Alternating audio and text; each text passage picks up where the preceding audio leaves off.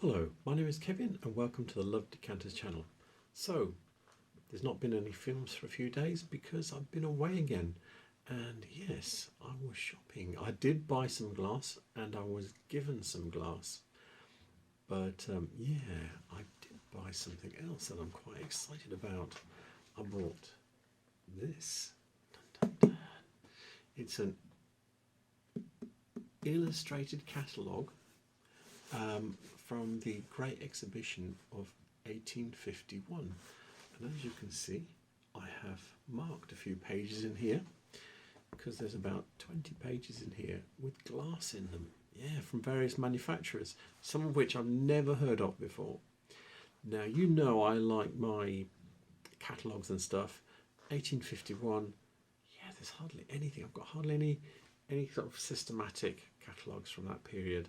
I've got a bit of stuff from Whitefriars in the Whitefriars Museum of London book, but not much else. So what I've done is I've photographed, this is another reason, because I spent yesterday and today photographing and formatting the pages.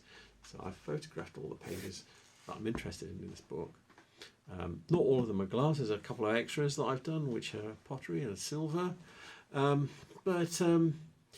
Yeah, so what I'm going to do is I'm going to go through those pages and try and show you some of the features of the glass of that period and how I'm going to sort of like help me date things with them, because I always kind of like going, oh yeah, I think it's this, I think it's that, blah blah blah, and I'm kind of like forced to go by what's in the books or what bits of catalogue I've seen, and it's always nice to get more cross references to go, yeah, this is from this time period, that's from that time period. Because one of the things I do when I'm trying to date things, because there's no sort of like, there was probably hundreds of glass manufacturers around at that time. There's no sort of like full scale catalogues available that I can download from them anywhere that I know of anyway.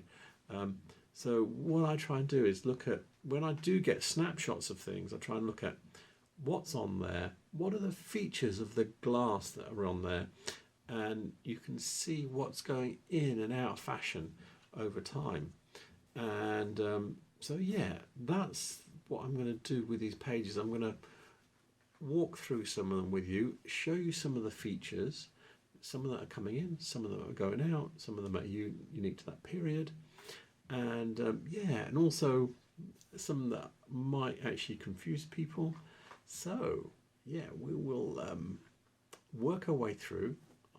As I said, I've photographed all the pages, so we won't be flicking through the book like usual. And probably what I will do with these is load these pages to a couple of the Facebook groups that I use. And what I will do is I will give you links to those Facebook groups that I'm going to push these out into at the end, so everybody else can have a play with these photos that I've taken. Because yeah, you know, I'm just going to go through this quick, well, relatively quick, because there's over 20 pages to have a look at. Yeah, you might want to sit there and pore over them and whatever. Anyway, let's get on with the video. So here is the cover of the book, and it'll give you a little bit of history. It says the Art Journal Illustrated Catalogue of the Industry of All Nations. Now, and you can see it here, it says 1851. So the Art Journal is a monthly magazine of the time, which basically publishes information about stuff, that art related things that manufacturers are making. And within the book, actually, at the end, they say they're asking people to, you know, send in their pictures or whatever for inclusion in the magazine. But anyway, so this is the cover. 1851 is the date. So we'll budge on. Our first page I'm going to show you here is actually for Copeland, which is pottery. But I just thought I'd show you, because I'm going to come back and show you some glass. When I've been through it a bit, I'm going to show you some glass, and maybe punt backwards and forwards. But these are interesting jugs in that they've got this feature here at the top. This is a feature that I thought was a bit later. I thought it was more 1860s, 70s, but here it is, height of fashion in 1851, which pushes some of my glass back a little bit. Also, this is still the Copeland pages, and this one here, this jug, it's very interesting. I have a glass jug that's like this. I thought it might be, I've thought it might be 1850s, but I had misgivings about it. But now I've seen this, which is exactly the same shape. I think I based it on the way the handle is, someone else using the handle, but now I've seen the whole shape with this no pouring lip type jug with the handle and this shape. When I show you the jug, you'll see exactly what I mean, and I'll show you it in conjunction with this page. Then we'll move on. Now this is interesting. This is Mellish of London, and yeah, so this is the glass here. It's very difficult to tell, but this piece here looks very like Bohemian glass, and I think normally most people would say it was Bohemian, but clearly, and there'll be more examples where they're making this white cut through to a color, it looks like, in the UK as well, and I've never heard of Mellish of London.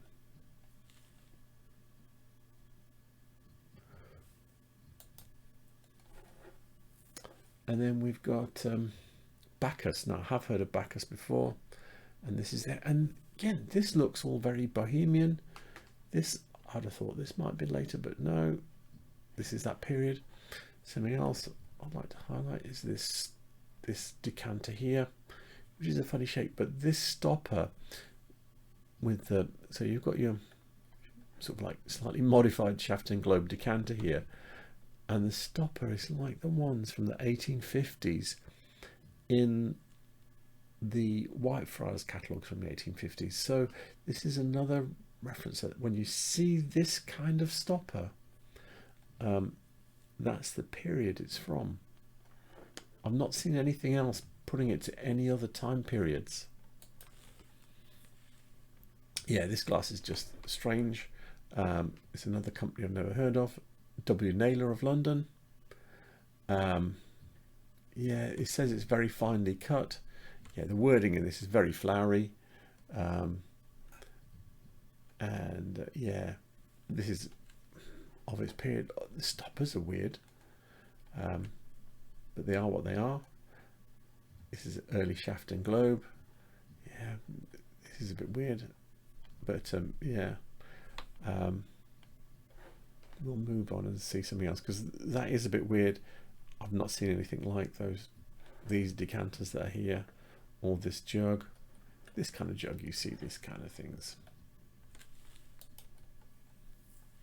So yeah, I've seen this kind of stuff. This is J.G. Green of London, and yeah, it's really high fashion stuff. And then again, you've got these little pointy bits on here. What's interesting as well is the jug handles. If you look top to bottom, do you remember I did the video on dating jugs by their handles? And you've got this attachment going down like this. So yeah, we're still going with throughout the whole lot that we're looking at, all the handles are applied this way, so that rule has not been broken, that the jugs are, I didn't see any jugs where they're applied from the bottom to the top, which is good. So it's confirmation that at least at this period nobody's doing that, or at least not that we can see on here. Yeah, this looks like very fine work. But yeah, this little bit here is very interesting. But and also earlier jugs tended to have a notch in the handle and a flat bit at the top for your thumb. None of these have got that, but I will show you something when we get a bit further on. Yeah, these are just strange. I've never seen anything like this. I collect decanters, never seen these. It's by Lloyd and Summerfield of Birmingham. I suspect that means it's Stourbridge, but I've never seen this kind of stuff. I think it maybe was only produced for the exhibition, maybe because it's just so weird looking. This is Richardson's of Stourbridge. Yeah, so I've seen pictures of this one before, but not these other two decanters or these other things that are here. Yeah, really interesting. This one here seems kind of old-fashioned in form for 1851. And what is also interesting is this cushion cutting here.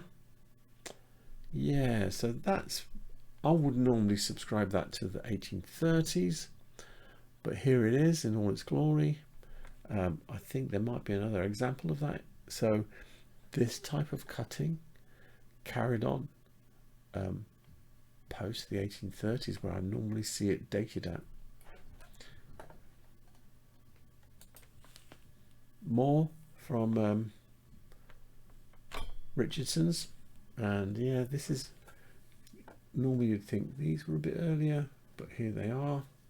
But then these look later, so you've got this crossing over the types of sort of like your classic cut glass, and then sort of like aesthetic movement glass, and again handles applied top to bottom.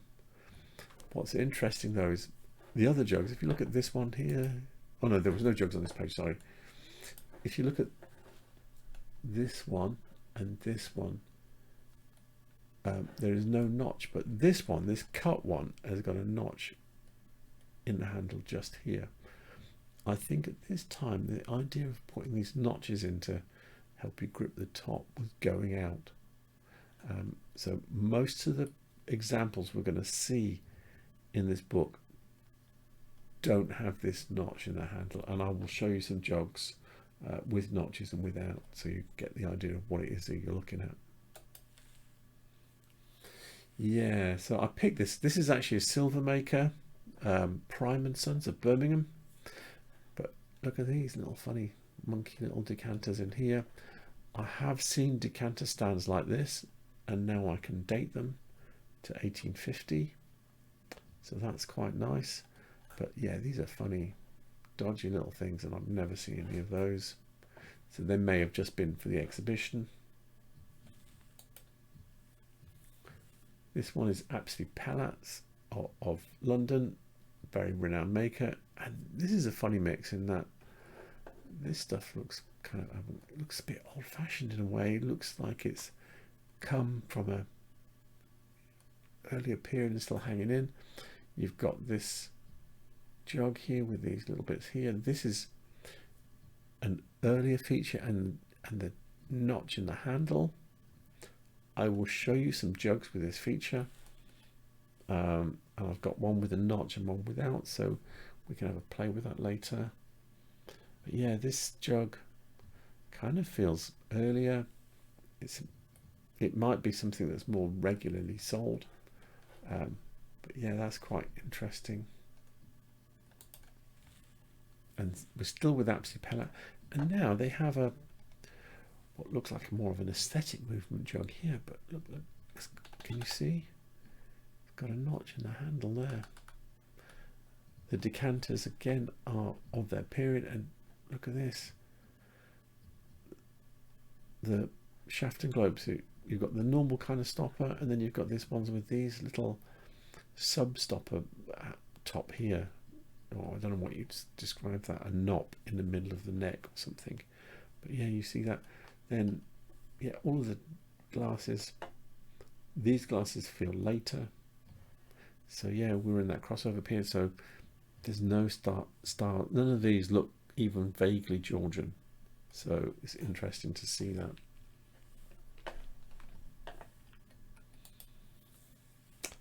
Yeah, this is Bohemian glass. I'm going to jump forward a few pages on this one. This is quite interesting. So you've got these vases, Bohemian vases, and if I jump forward, I'm going to deliberately. Oh, and there's another, the same company. It's Wilhelm Hoffmann of Prague. Okay, they've got this one as well. And then if I jump forward a few pages, I'll come back. So these ones are from Austria, and look at this one here. It's very like what we were looking at just now. If you look at that, and then boom, boom, boom, look at this. So Austria and Bohemia countries are butting each other on making very similar glass. So yeah, but not like anything I've seen here. So these might have been specially made for the exhibition. I don't know. This looks huge, but it's still from the same. It's from Hoffman's as well. Yeah, this is Callum and Hodgson of Birmingham. So this is the silver again, and again you've got this decanter stand. I have seen some decanters a bit like this. These are a bit more heavily cut, but again it's got this. The stand has got these little holes punched in it like this. I've seen other stands like this. This one's a bit more fancy, but yeah, it helps me date those ones. Not many, you don't see many of them, so it's probably within a fixed period of time, but that's quite interesting to me. And then, oh yeah, we've seen this already. This is the Austrian glass from Messrs. Neffen of Winterberg in Austria. Yeah, but I've never seen any of these. We've got some American glass, Brooklyn Flint Glass Works of New York. And this almost seems 1830s, you know, looks earlier. I've got other claret jugs that are kind of a bit like this, not quite the same, but that would look contemporary with this.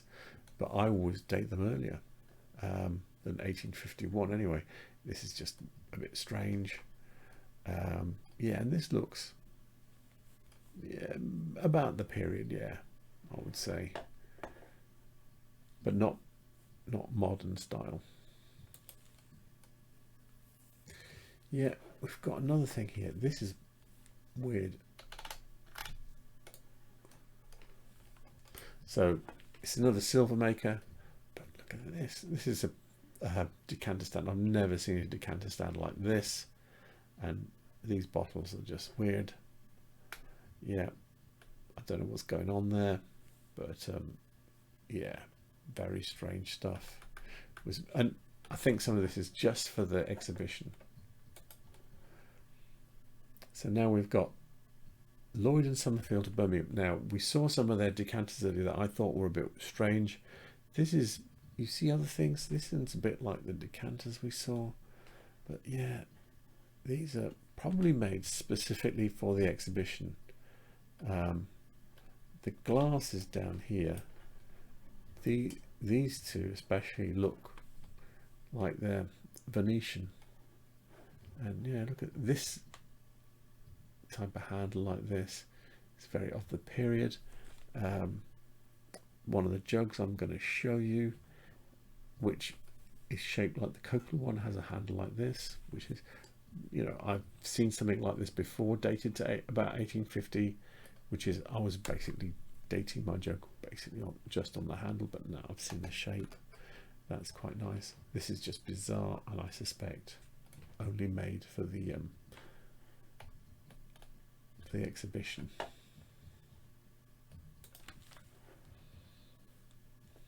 So this is Bohemian, this is Harrach. This one looks like a strange mix between Venetian and Bohemian, and these look very Bohemian, but kind of like some of the stuff that I was pointing out earlier by Bacchus with the white with the cut through. It's difficult to tell without seeing the actual real pictures, just these engravings, but yeah, it's interesting to see where you're going, oh, some of these things we might be confusing them at a later time. So this is a well-known company. This is Molyneux Webb. I've seen some of these things. This is I've seen decanters like this before, and this is helping me date them. It might make me think about them a bit more carefully when I see them. Molyneux Webb were later doing a lot of press glass, and it was quite decent quality stuff. and I've shown them in some of my videos. But yeah, some of this is really quite high class stuff, not like you press glass at all. I've also seen quite a few things like this in some of my books as well. I don't know if it's been attributed to Molyneux Webb though, but yeah, this enamelled glassware with very fine classical, Greek classical scenes on it.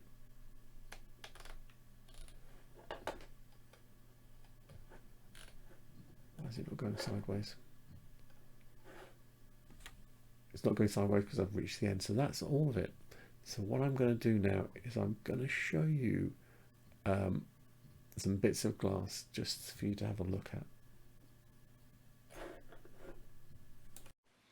So this is the first thing I'm going to show you. This jug is shaped like the Copeland one that we were looking at. You can see it's got no pouring lip.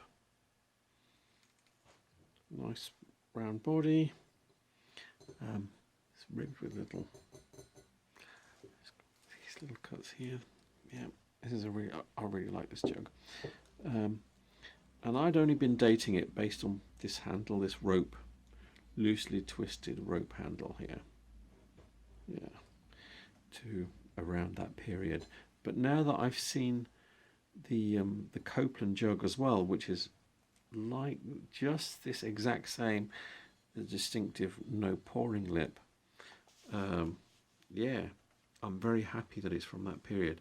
Let's pop back and look back at the catalogue, and I'll show you the things that match this jug. So here we are at the back at the Copeland page with this jug that I was looking at earlier. You can see there's no pouring lip here. It's just straight circular, like a carafe with a handle almost, I would say. It's got a slight pedestal like my jug has, and the same sort of like sweeping shaft and globe body. So yeah, I'm very happy that this is very similar in shape and overall look of it as the jug that I have, and helps me date it. Jumping forward a few pages, this is the Lloyd and Summerfield of Birmingham page, and or one of them, and you can see the same loosely twisted handles here. So this is a feature that was coexisting with the shape that we're looking at from Copeland, so in 1851. I didn't have the whole decanter, but diving into my stopper collection, I found this. This is a hefty piece, and yeah, this is so close, or it looks just the same as the Apsley Pellat decanter stopper. I'm almost saying this is an Apsley Pellat stopper. Yeah, same facet, looks the same kind of weird flat topped hobnail, same shape. And yeah, so this is I've only ever seen these catalogued as 1850s. So yeah, whenever you see a shaft and globe with this kind of knop on the stem, and hollow ball stopper, yeah, that'll be from the 1850s. Let's jump it back to the catalogue and I'll show you this again. So here we are. This is the Apsley Pellat page, or one of them, because there's two I think, and look at this stopper. It's just like the one we were looking at. It's got matching weird flat top hobnails on the body. So yeah, I'm very comfortable, well, fairly comfortable saying the stopper's probably an Apsley Pellat one. It's so close to this picture, it's close enough for me to say it's the same. Anyway, yeah, so it helps me date the decanters I see with this kind of stopper, with this knop like this. Back with the Apsley Pellat jug, you can see these jugs have the same kind of cut pieces here, slightly different designs, but the same type of thing. this jug doesn't have a notch in the handle. It's just completely smooth, like most of the ones we were looking at in the picture. And then this one, just like the ones in the picture, it just has a notch cut there, which is supposed to be help you grip it when you know, when you pick it up. What's interesting about this one is that it also has this acid etching, which was done by Richardson's. I think they created the process to do this type of acid etching in 1851, about the time of the exhibition. You can't tell from the pictures whether any of their glass that was in it had this, but yeah, so this looks like it's close to the period because these notches were dying out, I think, at the time. They'd been around for a while.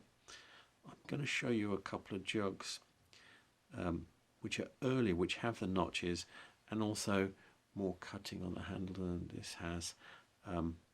But yeah, I just want to try and demonstrate that, yeah, this is the type of handle that was coming in, which was completely smooth, and the ones with the notches were going out, I think, at this time. And yeah, by the time you get to doing the handles the other way round, the notches had completely gone, I think. Post them doing the other way around, you don't see any notches in the top, not that I can remember seeing any. So here we are with a couple of jugs showing the notches in the top.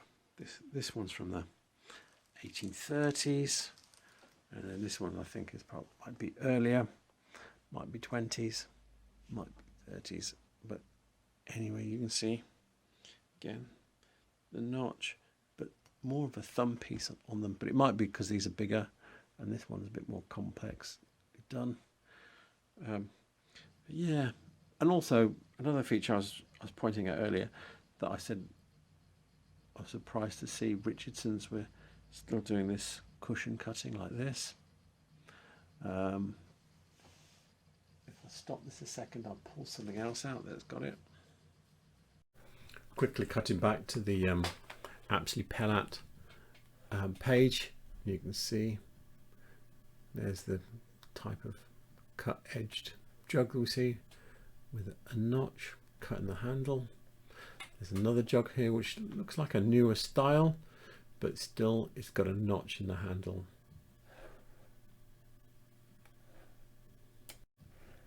And yeah, this is a Richardson's jug. This is the one that we saw with a notch in the handle. I don't think the other one they had. Yeah, the other ones up here don't have this. But you can see this. We're going to have a look at this next. Here we go. So we've got this jug here with a lovely sweeping handle, attached in the right way at the bottom, and then it's got these like horns on the top. Yeah, I was thinking of dating this later, but now I'm thinking probably 1850s is closer to the truth. It's a quality thing with swans and like a pond scene with lilies and stuff engraved onto it.